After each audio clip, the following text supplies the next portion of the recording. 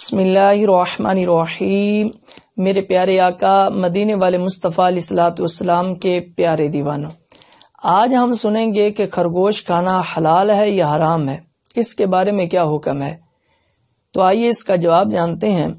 میرے پیارے آقا علیہ السلام کے پیارے دیوانوں، خرگوش بالکل حلال، طیب اور پاکیزہ ہے، اس لیے کہ یہ نہ تو درندوں میں سے ہے اور نہ ہی مردار خور میں سے۔ اللہ تبارک و تعالی جل وعلا نے اپنے پاک کلام قرآن مجید برہان رشید کے اندر ارشاد فرمایا، وَكُلُوا مِمَّا رَزَقَكُمُ اللَّهُ حَلَالًا طَيِّبًا وَاتَّقُوا اللَّهَ الَّذِي أَنْتُمْ بِهِ مُؤْمِنُونَ۔ فرمایا کہ اور کھاؤ جو اللہ تبارک و تعالی جل وعلا نے تمہیں حلال اور پاکیزہ روزی عطا فرمائی، اور اللہ تعالی سے ڈرتے رہو جس پر تم ایمان رکھتے ہو۔ بخاری شریف جلد 1 صفحہ 451 کے اندر موجود ہے۔ حضرت سیدنا انس بن مالک رضی اللہ تعالیٰ عنہ فرماتے ہیں کہ ہم نے ایک مقام پر خرگوش کو دوڑتے ہوئے پایا، لوگوں نے اسے پکڑنے کی بڑی کوشش کی لیکن وہ ناکام رہے، آخر کار وہ تھک آ کر بیٹھ گئے۔ حضرت انس فرماتے ہیں میں نے اس کو دیکھا اور پکڑ لیا، اس کو پکڑ کر کے حضرت ابو طلحہ رضی اللہ تعالیٰ عنہ کے پاس لے آیا۔ حضرت ابو طلحہ رضی اللہ تعالی عنہ نے اس خرگوش کو ذبح کیا، اس کی سرین یا اس کی رانوں کا گوشت سرکار علیہ الصلوۃ والسلام کی خدمت اقدس میں بھیجا۔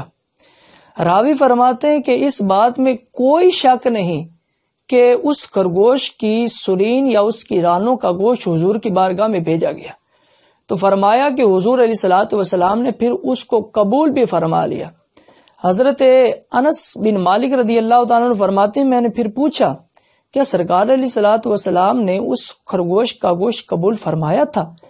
تو حضرت انس فرماتے پھر مجھے بتایا گیا جی ہاں، سرکار علیہ السلام نے اس خرگوش کا گوشت قبول بھی فرمایا اور اس میں سے کچھ کھایا بھی تھا۔ اسی سے ملتی جلتی ایک حدیث ابو داؤد شریف جلد 2 صفحہ 175 کے اندر موجود ہے۔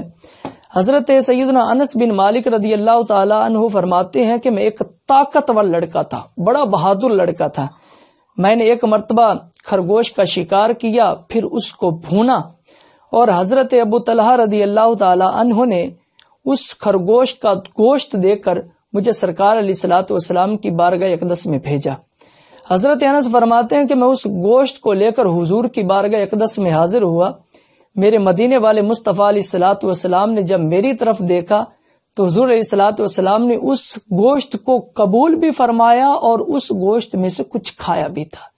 تو اس سے یہ پتہ چلا کہ خرگوش کا گوشت کھانا بالکل حلال طیب ہے، اور میرے پیارے آقا مدینے والے مصطفیٰ علیہ الصلوۃ والسلام کی بڑی پیاری سنت ہے۔ اسی طرح عمدۃ القاری شرح صحیح بخاری کے اندر ہے کہ فرمایا کہ ہمارے اصحاب نے کہا ہے کہ تمام علماء کرام میں سے کسی نے بھی اس بات میں اختلاف بالکل نہیں کیا کہ خرگوش کا گوشت کھانا حلال ہے یا حرام ہے۔ فرمایا بالکل تمام علماء کرام کے نزدیک خرگوش کا گوشت کھانا بالکل جائز اور حلال ہے۔